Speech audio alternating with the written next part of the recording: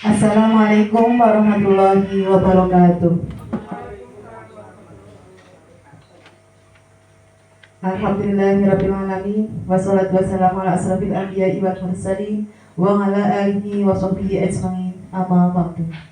Kepada yang terhormat Ibu Kepala Sekolah SD Negeri Sikanco 01, Ibu Murtaufiqah MPD, kepada teman-teman guru beserta karyawan SD Negeri Sikanco 01 yang saya banggakan dan saya cintai. Alhamdulillah, puji syukur kehadirat Allah Subhanahu wa taala bahwasannya pada siang hari ini kita semuanya masih mendapatkan kenikmatan kerahmatan sehingga kita dapat berkumpul bersama di ruangan guru yang mana sekolah kita kali ini sedang renovasi, jadi kita berada di ruang perpustakaan. Semoga dengan suasana yang nyaman dan berbahagia. Kedua, salawat serta salam senantiasa kita sanjungkan kepada baginda Rasulullah Muhammad SAW, keluarganya, sahabatnya, dan semoga kita sebagai umatnya yang kelak akan mendapatkan syafaat di yaumil qiyamah. Allahumma amin. Bapak Ibu yang kami hormati, untuk mengawali serangkaian acara pada siang hari ini, diseminasi budaya positif CGP Angkatan 9, saya Triwidi Astuti. Marilah acara pada siang hari ini kita buka bersama dengan lafal basmalah. Bismillahirrahmanirrahim. Acara selanjutnya yaitu prakata sambutan dari beliau Ibu Kepala Sekolah SD Negeri Sikanco 01. Kepada yang terhormat Ibu Murtaufiqah MPD, kami persilahkan.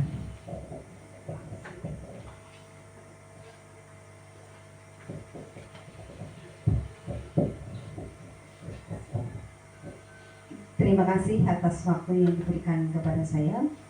Assalamualaikum warahmatullahi wabarakatuh. Alhamdulillahirabbil alamin. Wabihi nasta'inu wala umuri din waddin wa ala alihi washabbihi ajmain. Amma ba'du. Yang terhormat Bapak dan Ibu Guru SD Negeri Sikanco 01 Nusa Wungu, yang teristimewa Ibu Triwidiasuti SPD SD selaku calon guru penggerak angkatan ke-9. Marilah pertama-tama kita panjatkan puji syukur kehadirat Allah Subhanahu wa taala karena sampai detik ini kita masih diberi kesempatan, diberi umur panjang, diberi kesehatan sehingga kita bisa mengikuti diseminasi budaya positif yang akan disampaikan oleh Ibu Triwidiasuti SPD.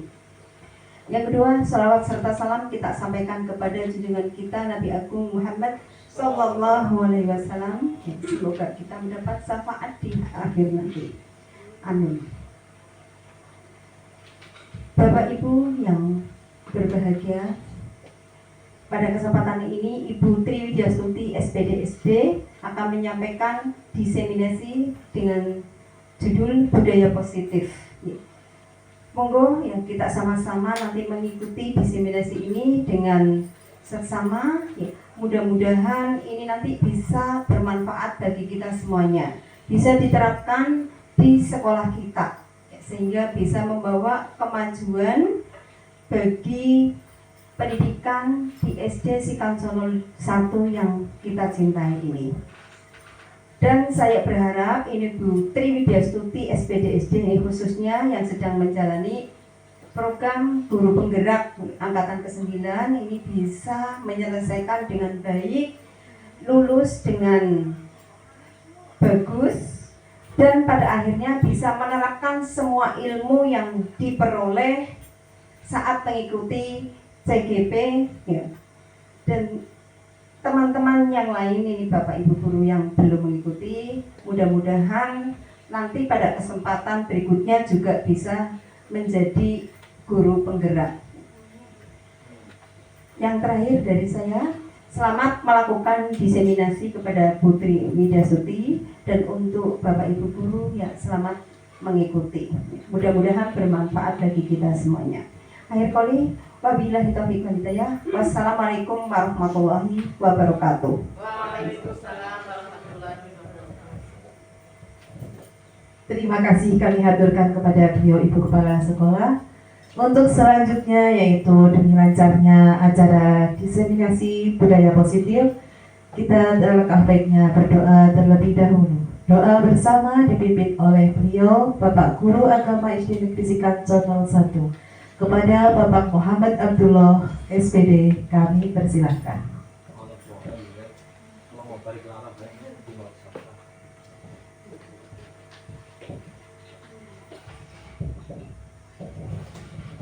Assalamualaikum warahmatullahi wabarakatuh. Bismillah, alhamdulillah, assalatu wassalamu ala rasulillah, la hawla wa la quwata illa billah. Amma ba'du. Yang terhormat Ibu Kepala Sekolah, Bapak Ibu Dewan Guru yang saya hormati, khususnya Ibu Tri Widyastuti SPD yang pada kesempatan siang hari ini akan melaksanakan desiminasi.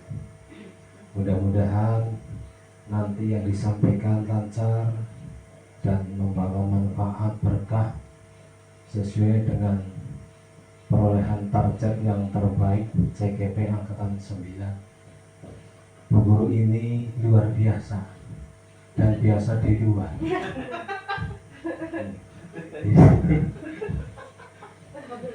Yang sering ketemu di luar sih kan berarti luar biasa dan sering di luar.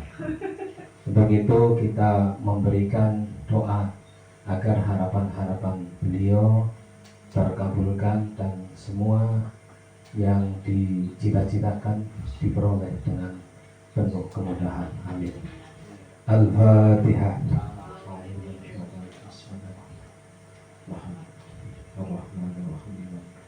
Iya, kami ya musta'in. Suratul ladzina an'amta 'alaihim ghairil maghdubi 'alaihim waladdallin. Terima kasih, hanya itu mudah-mudahan menjadi wasilah perjalanan acara pada siang hari ini berjalan lancar. Terima kasih. Assalamualaikum warahmatullahi wabarakatuh.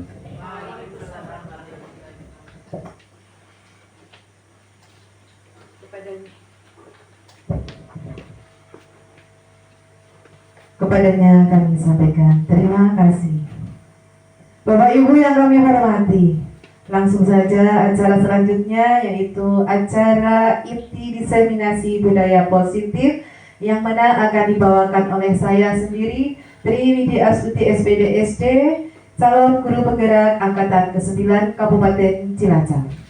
Di sini juga ada beberapa teman saya yang sedang mengikuti CGP di angkatan 8 dan juga teman-teman saya yang segera menyusul di angkatan 11. Semoga kita semuanya kelak akan menjadi guru-guru penggerak yang luar biasa. Dan semoga kita semuanya dapat memajukan sekolahan kita dengan penuh kebersamaan. Bapak Ibu yang kami hormati, masih semangat ya? Ini langsung saja dari saya akan menyampaikan tentang budaya positif, di mana saya akan menerapkan kepada teman sejawat. Ya, jadi di sini nanti saya juga mohon umpan baliknya. Bapak Ibu yang kami hormati, kita menindaklanjuti, meninjau kembali dari tujuan pembelajaran yang disampaikan oleh beliau Ki Hajar Dewantoro, bahwa tujuan pendidikan adalah menuntun sesuai dengan kodratnya peserta didik, sesuai dengan kodrat zaman dan kodrat alamnya untuk mencapai keselamatan dan kebahagiaan setinggi-tingginya. Itulah yang menjadi landasan kita di sini, bagaimana cara menanamkan, menuntun siswa peserta didik untuk bisa menjadi orang, menjadi manusia yang bisa terpakai di lingkungan masyarakat agar bisa selamat dan bahagia sampai setinggi-tingginya sesuai dengan kodrat mereka. Kita tahu dan kita yakin kemarin bahwa peserta didik itu berbeda-beda latar belakangnya. Ada yang pinter, ada yang pas-pasan, ada yang sedikit kurang. Semuanya itu mempunyai karakter yang berbeda-beda. Nah, di sini kita tidak melihat perbedaan-perbedaan itu. Semua ibaratkan anak didik itu kertas, selembar kertas bukan yang kosong, tapi mereka itu sudah ada coretan-coretan yang semu.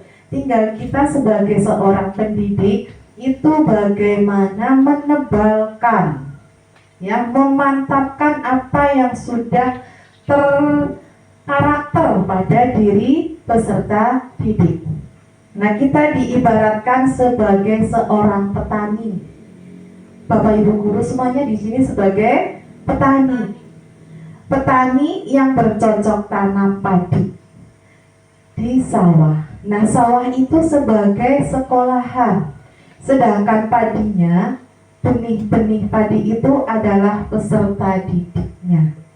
Nah, bagaimana kita menghasilkan padi yang bagus, berarti kita harus merawatnya dengan baik, dipupuk dengan sesuai takarannya, dan juga pada lahan sawah yang subur.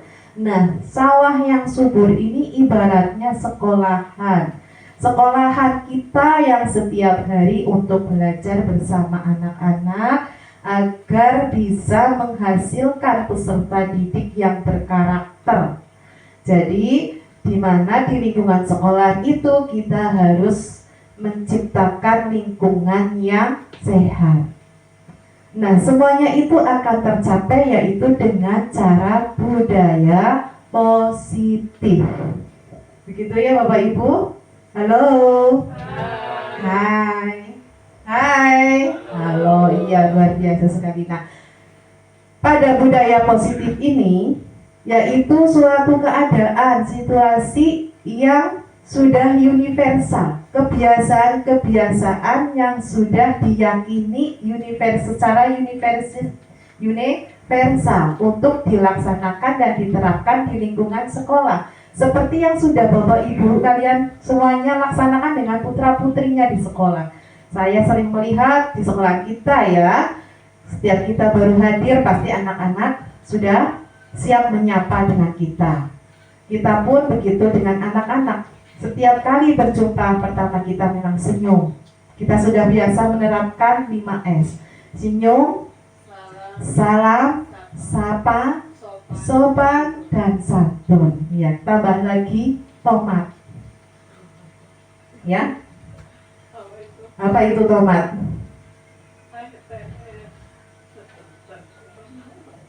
Pak Bunda tahu itu yang sudah CGP. Ya, nanti dua tomat Pak Bunda ya tahunya ya. Ya, oke. Nah, di sini akan tercapai dengan budaya positif. Di sini budaya positif kita akan mengetahui dari beberapa konsep. Yaitu yang pertama adanya perubahan paradigma belajar, disiplin positif, nilai-nilai kebajikan, kebutuhan dasar manusia, motivasi perilaku manusia, posisi kontrol guru, keyakinan kelas, dan segitiga restitusi. Itu budaya positif akan tercapai jika ada konsep utama dari budaya positif. Yang pertama adalah perubahan paradigma baru. Dengan perubahan paradigma baru, pembelajaran ini dirancang berdasarkan prinsip berdiferensiasi, ya, berdiferensiasi sehingga harapannya peserta didik belajar sesuai dengan kebutuhan mereka, yaitu berdasarkan tahap perkembangannya sesuai dengan teori psikologi modern, ya, sesuai bakatnya, yang membaca, yang mendengarkan. Nah, itu untuk mewujudkan profil pelajar Pancasila. Tentunya Bapak Ibu sudah paham semuanya tentang profil pelajar Pancasila. Semuanya hafal ya, terutama ini Bu Nur yang masih muda. Hafal sekali ya, Mbak? Coba. Tolong, pelajar Pancasila itu apa saja ya? Mandiri, Ya. beriman dan bertakwa kepada Tuhan Yang Maha Esa, dan berakhlak mulia, mandiri, kreatif, bernalar kritis, gotong royong, berkebinekaan tunggal global. Iya, inovatif ya. Jos. Semuanya jos, luar biasa sekali ya. Sering dinyanyikan bersama anak-anak. Saya dengar juga sepertinya di kelas 2 sudah diterapkan ya Bu. Iya, luar biasa sekali. Ini merupakan paradigma baru pembelajaran kita harus berdiferensiasi untuk mewujudkan profil belajar Pancasila. Bapak Ibu yang saya hormati, coba tolong angkat tangannya. Nah, genggaman ya. Kita mau ice breaking dulu apa enggak ya? Boleh. Ice breakingnya boleh bersama pasangan ya. Berpasangan Bapak sama Bapak, Ibu sama Ibu. Sambil mengepal ya. Kepalan ini ditumpuk ya. Ditumpuk atas bawah. Atas bawah secara berselingan ya. Kalau saya katakan down itu berarti turun ya. Terus kalau naik berarti ke atas. Usahakan yang mau di atasnya itu langsung tarik kayak gitu ya. Kalau up berarti aku nampilan kepukul, harus ditarik kayak gitu ya.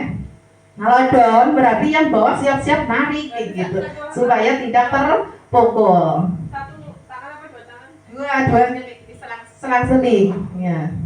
Nah, ya siap ya. Down turun. Kalau down berarti yang atas turun, yang bawah langsung ditarik, tarik umpetan, naik ke atas biar nggak kena, gitu. Ya, langsung umpetan, menolak kena, menolak kepentung kayak gitu ya, supaya tidak tersakiti. Iya. Ya, ayo, coba ya, yo, down. Ada yang kena? Ada yang kena? Yang atas ke bawah, ya, yang bawah narik. Terus lagi ya, sekali lagi coba lagi. Siap ya? Up. Aduh, Mbak Atik langsung cepet banget. Mbak Atik langsung narik sekelem-kelem. Ternyata Mbak Atik langsung ditarik supaya tidak terpukul. Ya, sudah cukup ya. Ya, coba kegagaman itu. Ya, sekarang berpasangan tadi yang kalah. Ya, nggak tahu ya. Yang kalah, yang menangnya maksudnya. Nah, dari genggaman itu, coba salah satu yang sebelah sini, ya, itu mengepal. Kepalan ini tetap seperti ini. Kemudian yang ini sebagai B, ya, sebagai B, berusaha untuk meminta ini dibuka. Sedangkan yang A itu berusaha bahwa yang ada di genggamannya itu hal yang sangat penting. Ya, coba. Yang sini merayu. Bagaimana caranya agar yang sini mau membuka genggamannya? Ada berbagai macam cara ya. Dikelitiki oh iya. Ada juga yang boleh dipaksa-paksa supaya membuka. Sedangkan yang satu ini bertahan ya. Ternyata dipencet dipaksa. Iya, susah ya. Oke, ternyata kalau dari B itu susah sekali membukanya. Sekarang yang sini membuka dengan mudahnya apa tidak coba? Tinggal dibuka aja. Nah, itulah ya. Itu sebagai gambaran kita kepada anak. Ya, anak itu memegang genggamannya. Coba, tadi kalau yang A, ya, apakah Anda atau B membuka kepalan tangan Anda? Mengapa alasannya? Karena A itu mempertahankan, ya Mbak. Padahal yang B berusaha sekali membujuk dengan berbagai macam cara agar A mau membuka. Tapi kenyataannya dalam kegiatan ini sesungguhnya siapa yang memegang kendali atau kontrol untuk membuka atau menutup kepalan tangan ini? Siapa yang mempunyai kendali? Diri kita sendiri. Tadi di sini sudah mengepal, dipaksa sampai dibuka-buka, tetap bertahan. Tapi tanpa disuruh dengan sendirinya membuka dengan mudahnya. Nah, itulah ibarat kita kepada peserta didik ya. Pertanyaan yang pertama dan kedua itu ada yang membuka dan ada yang menutup. Nah, siapakah yang sesungguhnya bisa membuka ini? Yang mempunyai kendali kontrol adalah diri kita sendiri. Begitu juga kita kepada murid. Menurut teori kontrol Dr. William Glasser, ya, kita sebagai seorang guru selama ini ya mengontrol kepada muridnya, yaitu memaksa murid untuk berbuat sesuatu jikalau murid tersebut memilih untuk tidak melakukannya. Pasti kita berusaha untuk kowe kudu kayak gini. Gitu apa tidak? Itu ilusi kita selama ini. Wah, nah, kemudian murid itu sedang mengizinkan dirinya dikontrol. Saat itu bisa langsung membuka. Tapi ketika murid itu tidak mau, ya tidak mau, tetap mereka mempertahankannya. Itu ilusi kita, guru mengontrol murid, selalu memaksa.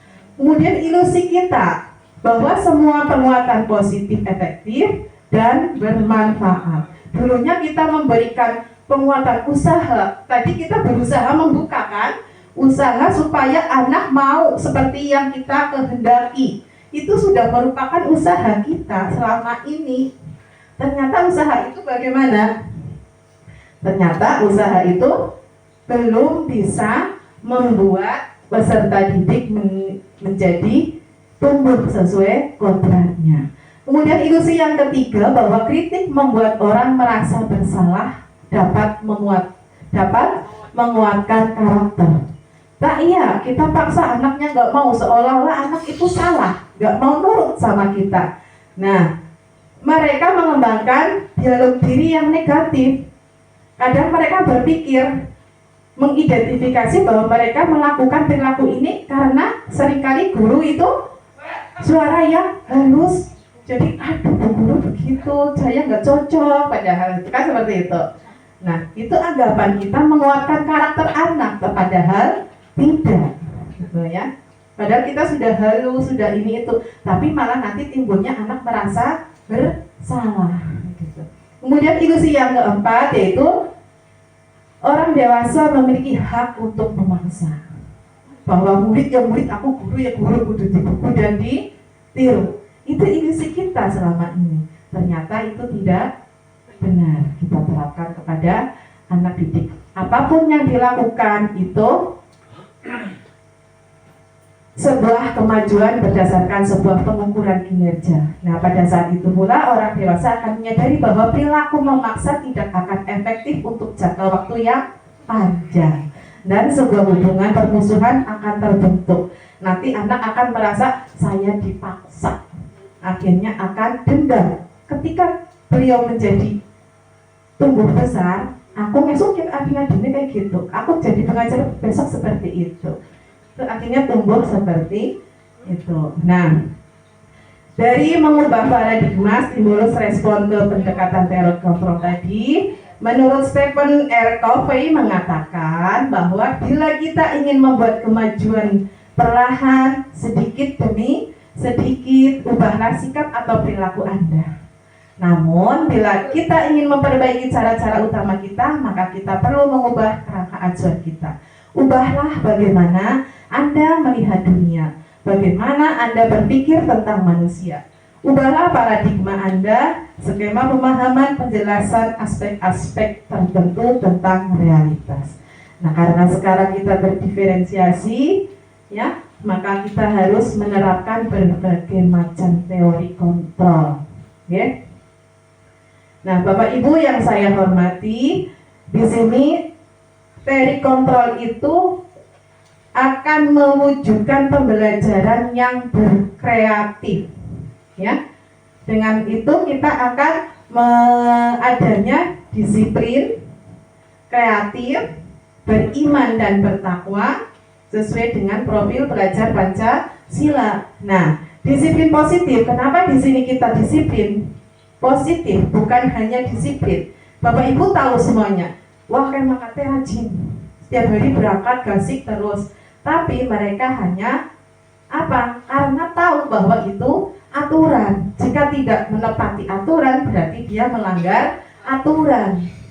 hanya takut karena dihukum dari aturan itu. Nah, di sini yang kita gunakan adalah disiplin positif. Ya. Kalau disiplin itu berdasarkan hukuman yang kita takuti.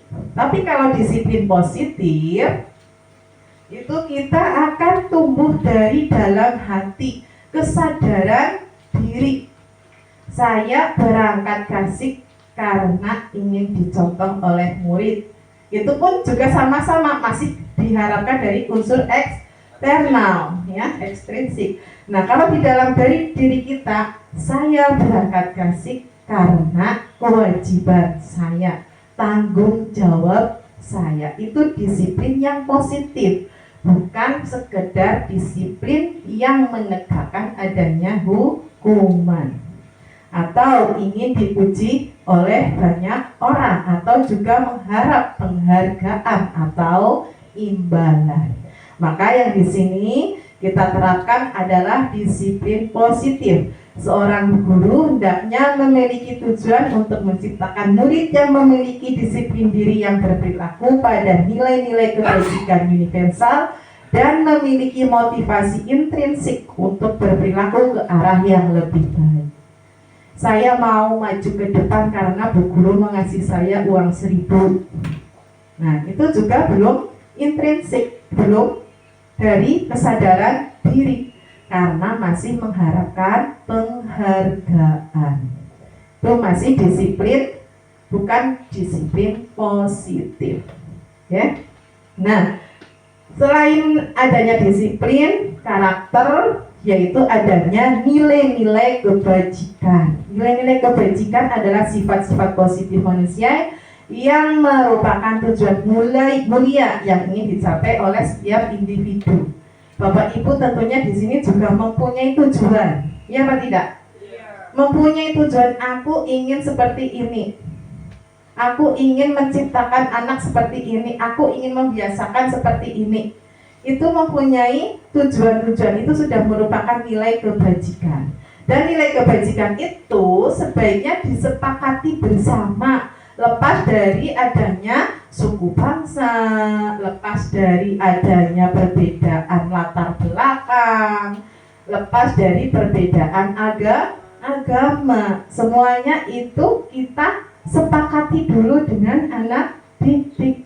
Nilai-nilai kebajikan itu kita sepakati tujuan-tujuan kita. Maka kita di dalam kelas pun dalam menyampaikan pembelajaran kita sebutkan dulu tujuannya. Juga membentuk kesepakatan bersama dengan siswa. Nah, contoh nilai kebajikan dari suatu organisasi, ya, di sini, ya kalau kita ya kepramukaan lah ya, karena di sini adanya profil belajar Pancasila yang kita terapkan di kita adanya setiap hari membaca Asmaul Husna sebelum pembelajaran.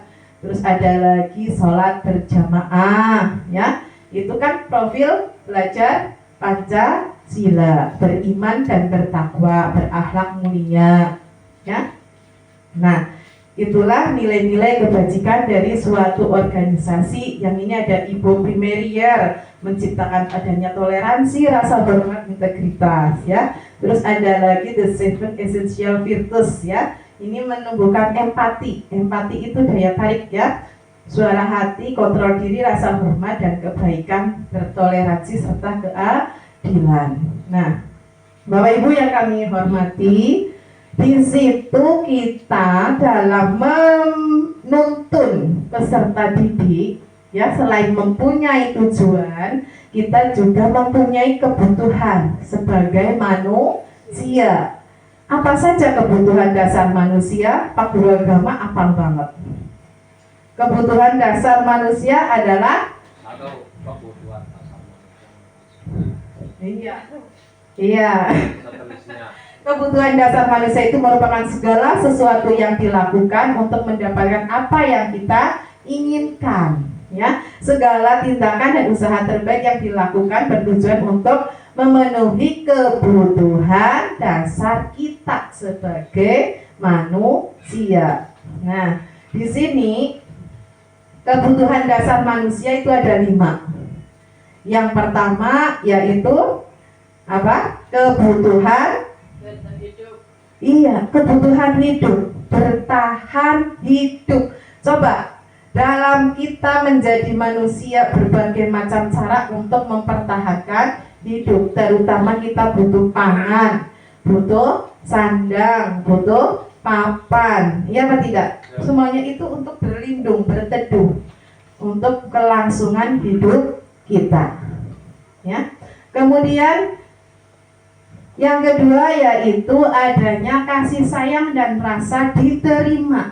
Kebutuhan manusia KBKB semuanya mempunyai satu tadi, kebutuhan akan kelangsungan hidup.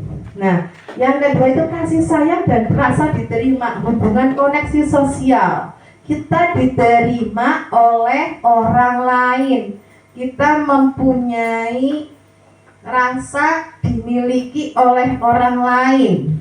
Ya, kita butuh disayangi oleh orang lain. Itu semua manusia ingin dan mengharapkan hal itu. Tidak ada satupun yang menolak tentang ini. Kepenginnya diterima, diakui. Kemudian yang ketiga yaitu penguasaan atas kemampuan. Nah, kemampuan yang kita miliki, dia loh, aku bisa mulang bocahku seperti ini, perkalian 1 sampai 10 sudah hafal semuanya. Kepingin diakui, kepingin mendapatkan pujaan gitu ya. Itu semua orang pasti mengharapkan seperti itu, ingin dihargai. Kemudian kebebasan. Kebebasan di sini yaitu kemandirian, memiliki pilihan, mampu mengendalikan arah dirinya. Kayak kita di sekolahan, di kelas ya, sedang mengajar, anak-anak ada yang berjalan, ya mbak, kesana sini, karena mereka ingin bebas. Semua manusia kayak kita di sini ya, udah lelah ya, kepengin ya belakang lah, ke ini itulah, karena ingin bebas, tidak mau dikekang. Itulah kebutuhan manusia. Makanya jangan heran kalau di dalam kelas kita sedang memberi tugas, wah ada anak-anak yang berjalan, mereka akan berpindah dari kursinya, biarkan mereka ya. Ya karena mereka butuh kebebasan. Tentunya mereka begitu mempunyai alasan. Nah, nanti itu masuk di restitusi, bagaimana cara penyelesaiannya. Karena anak itu kebutuhan dasar, sudah menjadi kebutuhan kita. Kepengen bebas, gak mau di depan guru terus tangannya seperti ini terus mendengarkan itu ilisi kita selama ini. Nah, sekarang sudah berdiferensiasi ya. Nah, kemudian yang kelima apa? Kebutuhan kita butuh senang-senang, iya apa tidak? Iya. Nah, kita kalau setiap harinya monoton, terus bosen gitu ya, semuanya butuh kesenangan, yaitu mencari kesenangan, bermain dan tertawa. Makanya kadang anak-anak itu ketika bermain, mereka dengan bahagianya, mereka memang butuh kesenangan. Kita pun semuanya butuh kesenangan, tidak ada orang yang tidak mau senang. Itu merupakan kebutuhan dasar manusia, baik guru maupun peserta didik, semuanya membutuhkan kesenangan. Nah, apa sih yang memotivasi perilaku manusia itu agar bisa menciptakan budaya positif tersebut? Sesamping kita mempunyai kelima dasar tadi, tapi kita juga harus mempunyai motivasi, yaitu untuk menghindari ketidaknyamanan atau adanya hukuman. Motivasi sehingga berbuat seperti itu kan karena takut adanya hukuman, takut adanya tidak nyaman. Kadang lagi kita ada anak lah ya, tidak boleh bermain ketika dijelaskan oleh guru. Nah, itu kan anak menghindari supaya apa? Supaya tidak dihukum, gitu ya. Kemudian yang kedua, untuk mendapatkan imbalan atau penghargaan, yaitu tadi kepengen dipuji, motivasi nih. Saya maju karena mau dikasih uang 1.000. Nah, saya berangkat kasih karena biar mendapat pujian, gitu ya. Bukan dari kesadaran diri. Nah, kemudian yang memotivasi lagi yaitu untuk menjadi orang yang mereka inginkan dan menghargai diri sendiri dengan nilai-nilai yang mereka percaya. Sebenarnya apa sih yang mereka harapkan pada dirinya? ingin menjadi seperti apakah? Jadi cara bahasa Jawanya apa ya? Ya, be yourself. Jadilah dirimu sendiri. Bukan meminta penghargaan, bukan minta suatu pengakuan ya seperti kebutuhan dasar manusia, tapi kita kembalikan kepada kesadaran diri. Kita berbuat baik atas kesadaran diri, bukan karena pujian, bukan karena hukuman. Nah, di sini untuk menghindari ketidaknyamanan atau hukuman serta mendapatkan imbalan itu merupakan masih motivasi dari luar, eksternal. Di alam di ini tuh begitu ya. Itu masih eksternal, belum disiplin atau budaya positif. Nah, yang ketiga ini menjadi orang yang ingin menghargai diri sendiri itu sudah merupakan motivasi dari dalam diri sendiri. Saya berangkat gasik karena tanggung jawab. Saya berangkat gasik supaya anak meniru saya, itu ekstrinsik. Tapi karena tanggung jawab itu intrinsik. Kalau sudah kesadaran diri, pasti mereka akan merasa malu jika terlambat atau akan merasa bersalah kepada anak, maaf Bu Guru terlambat, gitu ya. Begitu juga kita mengajari kepada anak, kalau terlambat harus minta maaf. Nah, di sini hukuman dan penghargaan, ada juga konsekuensi dan restitusi. Selain nilai-nilai tadi, ada juga hukuman, ada juga konsekuensi, ada juga restitusi. Ada 5 dasar kebutuhan, ada nilai-nilai, juga ada hukuman. Nah, di sini hukuman bersifat tidak terencana atau tiba-tiba. Apakah Bapak Ibu membuat aturan jika ada anak yang terlambat? Kamu terlambat, ini sudah masuk, kamu baru berangkat. Maaf Bu, saya bangun kesiangan. Loh, kamu main game saja kalau malam sih. Sana, lari ke lapangan 7 kali. Gitu. Nah, apakah keputusan itu sudah dikomunikasikan dengan anak? Tidak kan? Anak taunya dihukum, baru dengar tiba-tiba. Ya, mereka hanya tahu tata tertib sekolahnya seperti itu, tapi di dalam tata tertib tidak ada hukumannya. Kaget, ya mereka manut saja. Baik Bu, begitu. Nah, berbeda dengan konsekuensi. Kalau konsekuensi itu sudah terencana atau sudah disepakati bersama dan dibahas oleh murid dan guru untuk disetujui. Kita tak lepas dari tata tertib sekolah. Saya sudah menerapkan dan Pak Guru CGP Angkatan 8 juga sudah ya Bapak ya.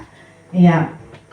Nah, di situ kita mengambil dari tata tertib sekolah yang ada, kita ubah ke dalam kalimat positif. Ya.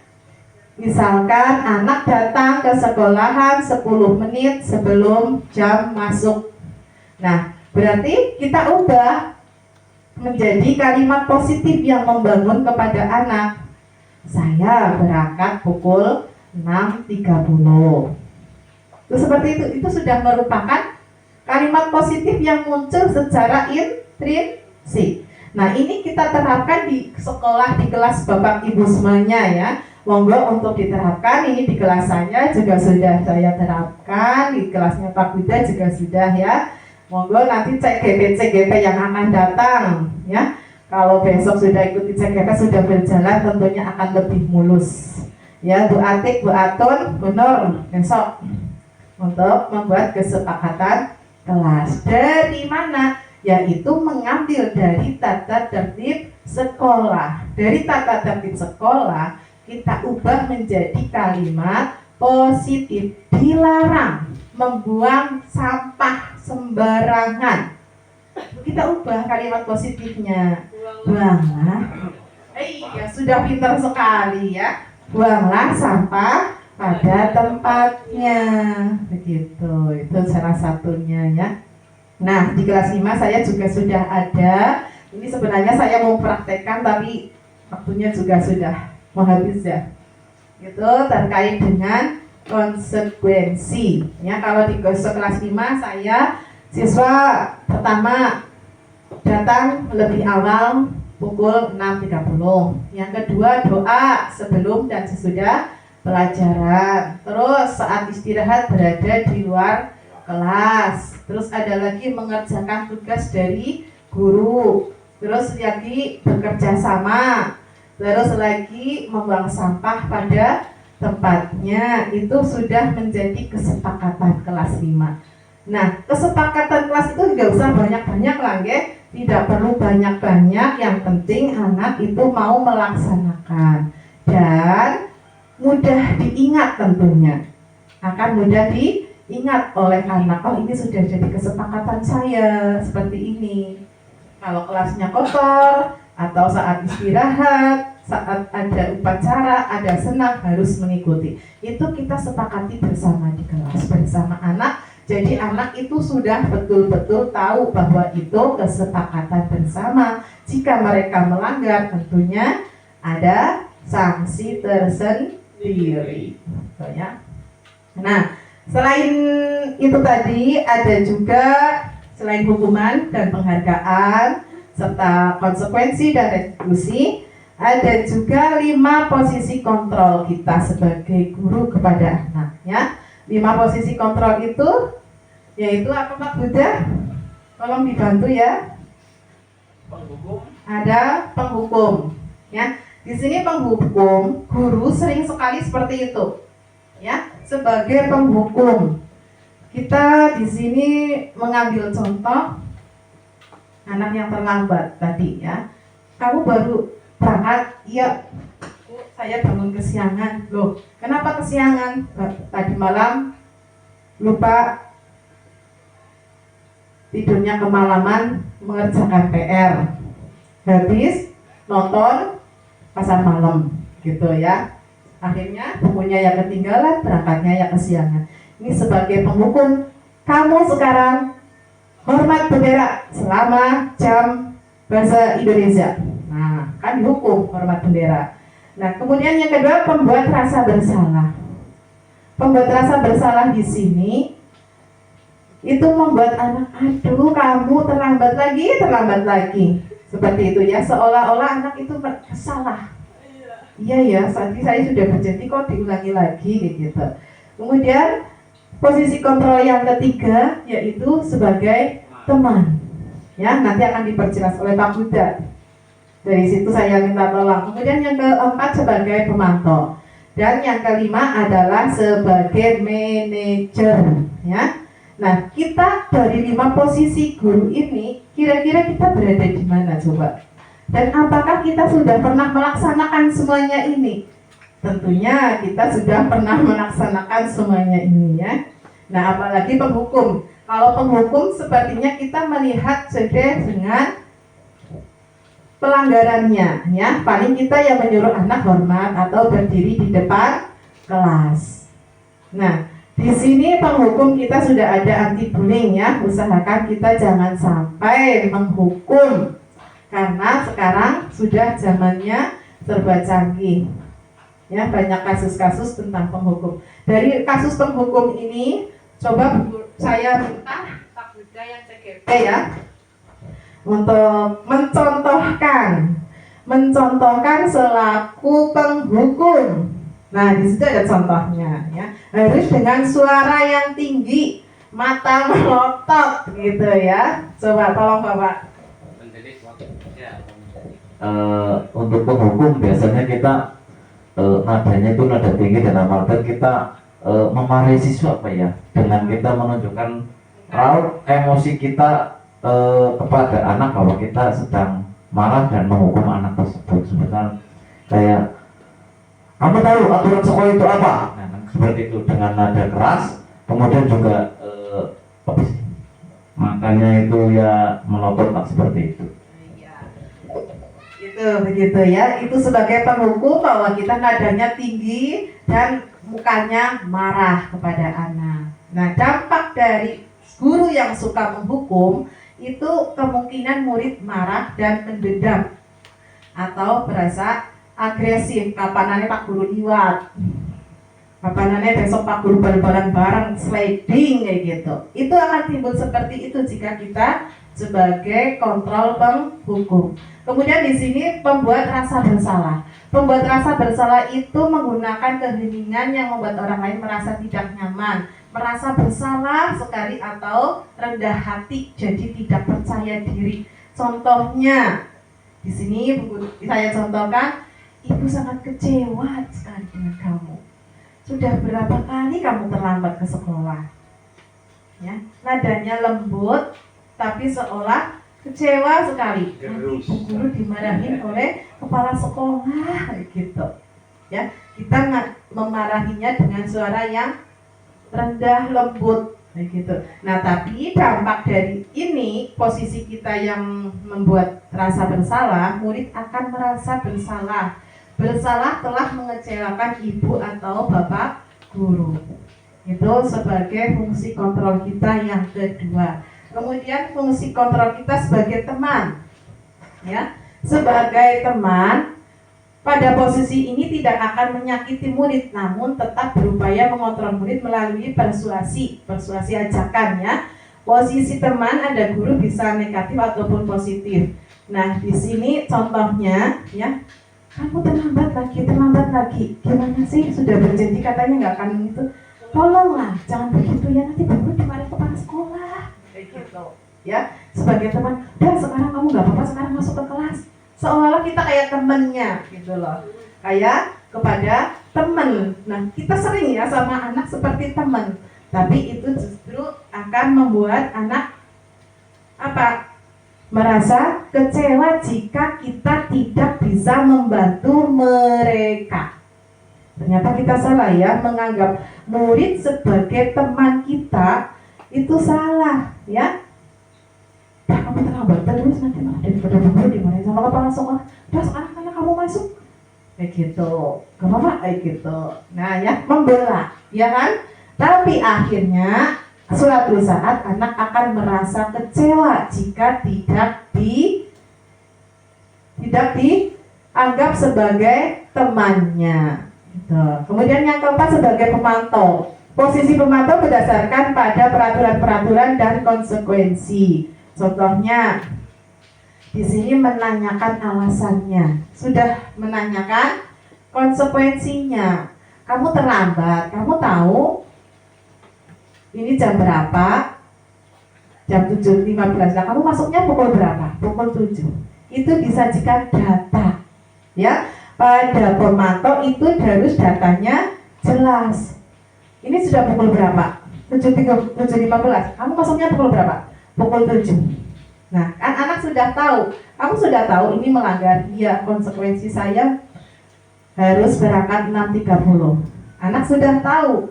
Ya, guru tidak menghukum, guru tidak membela, dan guru tidak tidak menganggap sebagai teman. Ya, tidak memantau saja, tapi menanyakan kenapa kamu terlambat.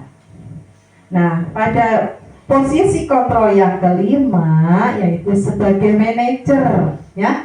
Sebagai manajer adalah posisi di mana guru berbuat sesuatu bersama dengan murid, mempersilahkan murid mempertanggungjawabkan perilakunya, yaitu dengan cara seperti apa? Tadi sudah ditanya, kamu tahu ini konsekuensinya, kamu melanggar apa? Saya tidak datang tepat waktu. Kamu seharusnya bagaimana? Nah, ditanyakan solusinya, ya, ditanyakan alasannya, ditanyakan solusinya. Itu merupakan fungsi kontrol kita sebagai manajer. Inilah fungsi kontrol kita yang harus diterapkan. Jangan suka menghukum, jangan suka sebagai teman, jangan suka hanya memantau, ya. Tapi kita harus di posisi manajer, ya, di posisi manajer. Jika anak melakukan kesalahan, anak itu kita tanya, kamu tahu kamu melanggar apa? Kamu tahu kamu salah? Iya. Kenapa salahnya datang tidak tepat waktu? Kenapa tidak datang tepat waktu? Bangun kesiangan, ibu tidak membangunkan saya. Nah, gitu ya. Nah, terus ada lagi, bagaimana solusinya agar kamu tidak terlambat? Nah, itu pada fungsi control manager. Ya, jadi anak itu menjadi yang mandiri, menjadi berkarakter, menjadi bertanggung jawab. Itulah fungsi kontrol. Kita usahakan pada posisi manajer, ya. Nah, di sini saya contohkan beberapa penerapan 5 posisi kontrol pada sebuah kasus siswa yang datang terlambat ke sekolah. Ada penghukum, tadi sudah diperagakan oleh Pak Huda ya. Sebenarnya Pak Huda lembut sekali, kontraknya kayak gitu nggak pas. Ternyata Pak Huda itu nggak pernah jadi seorang guru yang penghukum ya. Kamu terlambat lari keliling lapangan upacara 10 kali. Nah, gitu itu namanya penghukum. Kemudian sebagai pembuat rasa bersalah, berapa kali ibu bilang, kamu selalu saja mengecewakan ibu. Terus sebagai teman, tolong bantu ibu ya, kamu jangan seperti itu lagi. Nanti ibu dimarahin kepala sekolah. Udah sana kamu masuk, gak apa-apa kayak gitu. Ya, seringan bisik-bisik seperti itu ya. Terus sebagai teman. Kemudian sebagai pemantau, kamu sudah melanggar sekolah, sudah melanggar aturan sekolah. Kamu tahu kan konsekuensinya? Iya bu, saya dihukum. Saya tidak mendapatkan nilai, gitu kan. Terus sebagai pemantau. Nah, kemudian yang sebagai manajer, di sini kita betul-betul mengetahui apa kesalahannya, ditanya baik-baik. Kenapa kamu terlambat? Kamu tahu kesalahanmu apa? Gitu. Ya. Kemudian solusinya itu apa? Nah, itu posisi kontrol kita yang harus kita terapkan, yaitu fungsi kontrol manajer. Semoga semuanya menjadi manajer. Ya, amin. Nah, Bapak Ibu yang saya hormati, di sini saya punya beberapa pertanyaan. Posisi kontrol, apakah aku ini? Jika aku mengucap seperti ini berupa sekolah lah ya. Sinkron jawab. Saya sangat kecewa sekali dengan kamu. Ini merupakan kontrol apa? Saya kecewa sekali. Apa? Iya, saya kecewa dengan kamu. Saya kecewa. Nah, yang mendengarkan merasa bersalah. Iya. Apakah betul jawaban dari Pak Huda? Oh iya, pembuat rasa bersalah. Kemudian ada lagi posisi kontrol, apakah aku jika mengucapkan kamu tidak benar melakukannya? Apa kira-kira ya? Penghukum. Coba kita buktikan. Ayo, apa betul? Iya, 100 berarti betul semuanya ya. Iya. Kamu tidak pernah benar melakukannya ya, sebagai penghukum. Kemudian lagi posisi kontrol, apakah aku jika aku berkata apa rencanamu untuk menyelesaikan masalah ini? Nah ini apa ini? Nah ini kepala sekolah luar biasa sekali, langsung paham ya, sebagai tupoksinya yaitu sebagai manajer. Ternyata Bapak Ibu semuanya hebat-hebat, sudah bisa memahami apa posisi kontrol kita dan bagaimana kita terhadap peserta didik. Sekarang satu lagi ya. Ayolah kamu berubah demi Bapak Ibu guru. Ayo. Gue kacau aja gue lagi gitu kan, sering sama temennya apa ya? Betul apa betul? 100 sebagai teman, kamu jangan begitulah. Nanti saya dimarahin gitu. Cari lah, punya teman gitu. Nah, apabila kamu tidak pernah mengerjakan tugas, kamu akan tidak punya nilai loh. Apa yo? Di apa yo? Pantau, iya. Dipantau itu merupakan posisi kontrol kita. Usahakan kita pada posisi manajer.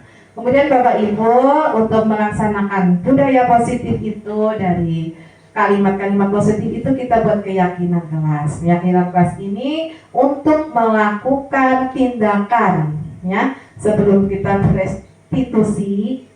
Tadi ada kasus itu, bagaimana perjalanannya menyelesaikan masalah. Kita setidaknya harus membuat keyakinan kelas terlebih dahulu supaya anak memahami bahwa itu sudah menjadi kesepakatan bersama. Nah, untuk kesepakatan kelas ini itu sudah abstrak karena sudah dibicarakan bersama sama anak-anak itu sudah membuat kesepakatan. Terus berupaya pernyataan universal kita ambil dari tata tertib sekolah. Nah, kemudian dibuat dalam pernyataan atau kalimat positif sesuai dengan kondisi kelas dan sekolah. Itulah tadi keyakinan kelas yang saya harapkan Bapak Ibu semuanya menerapkan di kelasnya, ya. Karena ini akan abstrak, betul-betul nyata karena anak-anak itu dilibatkan dalam menentukan aturan-aturan atau konsekuensinya sebagai peserta didik. Begitu ya, ini ada contoh kalimat positif. Dilarang membuat sampah sembarangan, diubah dalam pernyataan positif, ya. Pada tata tertib itu kan tercantum, ya. Dilarang membuang sampah sembarangan, dilarang mencoret-coret tembok.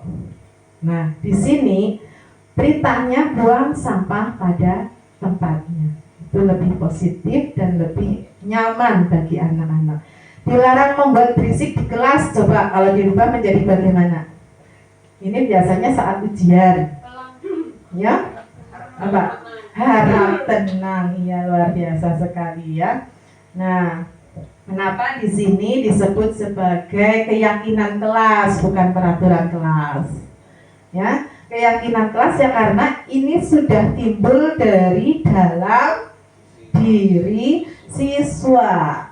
Nah, yang terakhir dari saya tadi berdasarkan fungsi kontrol kita, nilai-nilai kebajikan, adanya hukuman, adanya konsekuensi, adanya restitusi, maka kita pelajari tentang segitiga restitusi untuk pemecahan masalah. Ya, dalam pemecahan masalah itu kita gunakan segitiga restitusi, yaitu suatu proses dialog yang dijalankan oleh guru agar dapat menghasilkan murid yang mandiri dan bertanggung jawab. Tuh ya Bapak Ibu, di sini ada segitiga restitusi. Segitiga restitusi ini pertama kita menanyakan tentang menstabilkan identitas. Menstabilkan identitas ini maksudnya bagaimana? Anak yang sudah melakukan kesalahan biasanya bagaimana? Ada takut, ada benci, ada dendam, dan sebagainya. Apalagi jika sampai dimarah-marahi. Nah, di sini kita menstabilkan identitas, yaitu apa? Membuat siswa itu tidak mempunyai rasa takut. Yaitu biasanya kita berbuat salah itu tidak apa-apa, ya. Jadi anak kan mandan, so tentu kamu berbuat seperti itu ada alasannya, ya. Ditanyakan baik-baik. Bapak Ibu juga pernah melakukan kesalahan. Nah, itu anak pasti akan merasa tidak dendam, tidak marah, kayak gitu, ya. Itu kita stabilkan dulu kondisi siswa agar tidak emosi, tidak marah, ya. Nah, kemudian Bapak Ibu itu berusaha bertanya, mencari solusi. Kalau anak tidak bisa memberi solusi, ya kita tuntut, kita bantu. Kemudian dari menstabilkan identitas tadi, kita validasi tindakan yang salah. Kamu tahu tidak bahwa perbuatan kamu itu sudah melanggar kesepakatan? Iya. Kesepakatan apa? Begitu kan, ya? Nah, itu kita sudah mencari kebenarannya. Oh, kadang-kadang berbuat seperti itu pasti mempunyai alasan. Kalimat yang diucapkan itu biasanya kamu pasti punya alasan mengapa melakukan hal itu. Ditanya baik-baik, ya. Kamu patut bangga pada diri kamu sendiri karena kamu bisa melindungi sesuatu yang penting buat kamu. Tapi bagaimana caranya? Solusinya bagaimana? Kamu yakin kamu bisa melakukan hal yang lebih dari itu, gitu ya. Sampai anaknya itu timbul pemikiran sendiri. Ya. Nah, kemudian setelah validasi masalah, menanyakan keyakinan, sebenarnya kamu inginnya jadi seperti apa sih? Kamu yang kayak kamu harapkan itu dari perbuatanmu yang seperti itu, kamu apa gitu. Anak itu akan membuat keyakinan, iya saya salah dan saya berjanji tidak akan mengulanginya lagi. Itu akan membuat keyakinan pada dirinya. Apa yang kita percaya sebagai keyakinan kelas? Kan anak-anak tahu, ya, keyakinan kelas adalah yang sudah disepakati. Nah, kamu kan sudah tahu kenapa kamu melanggar, gitu. Kamu inginnya yang seperti apa sih? Gitu. Nah, jangan-jangan setelah kita tanya seperti itu, saya hobinya main bola, Bu. Jadi ketika saya istirahat masih di lapangan, gitu. Nah, dari situ kita bisa menggali apa sebenarnya kodrat alamnya peserta didik. Nilai-nilai apa yang telah disepakati bersama, kita akan mengetahui akan kebutuhannya siswa. Begitu Bapak Ibu? Kira-kira bisa dipahami? Bisa ya, untuk menerapkan budaya positif. Kita di sini ada fungsi kontrolnya, ada 5 dasar kebutuhan manusia yang harus dicukupi dan kita harus meyakini semua orang itu mempunyai kebutuhan dasar. Tinggal bagaimana cara kita sebagai posisi kontrolnya. Nah, dari sini ada Bapak Ibu yang mau bertanya, saya coba untuk menjawab. Kalaupun di sini tidak ada, ya saya mohon umpan baliknya dari Bapak Ibu atas materi budaya positif modul 1.4 pada CG Angkatan 9 ini untuk memberikan tanggapan atau masukan. Saya persilahkan Pak Duda memberikan umpan balik ya.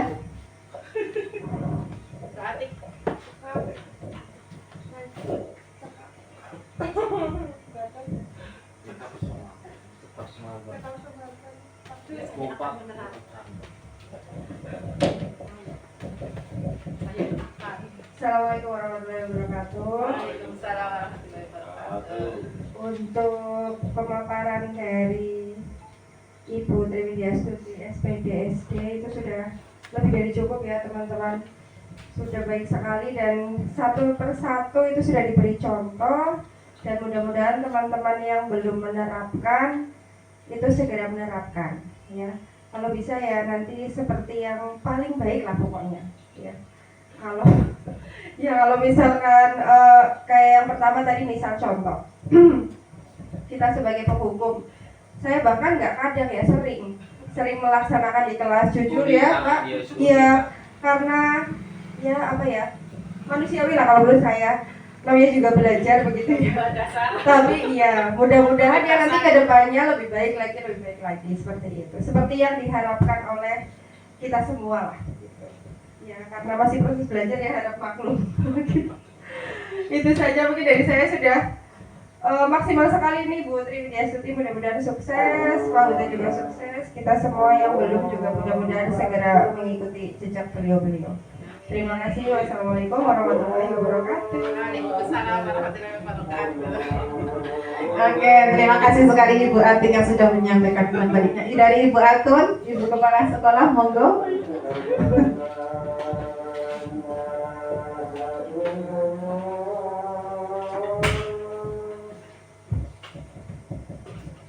Terima kasih ini atas kesempatan untuk memberikan umpan baliknya ya.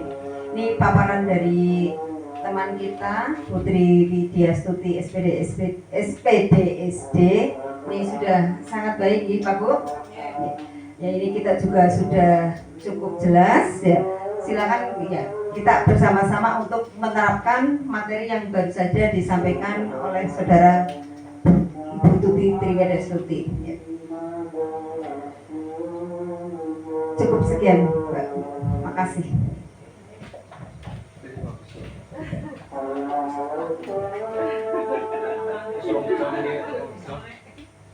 Sudah cukup ya Bapak Ibu.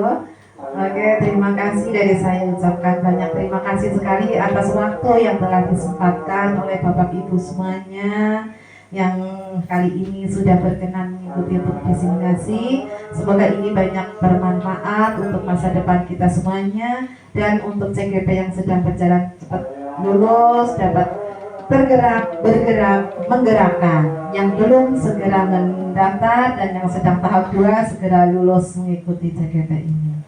Saya ucapkan banyak terima kasih dan mohon maaf yang sebesar-besarnya. Dari saya akhiri wallahul muwaffiq ila aqwamit thoriq. Wassalamualaikum warahmatullahi wabarakatuh. Waalaikumsalam warahmatullahi wabarakatuh.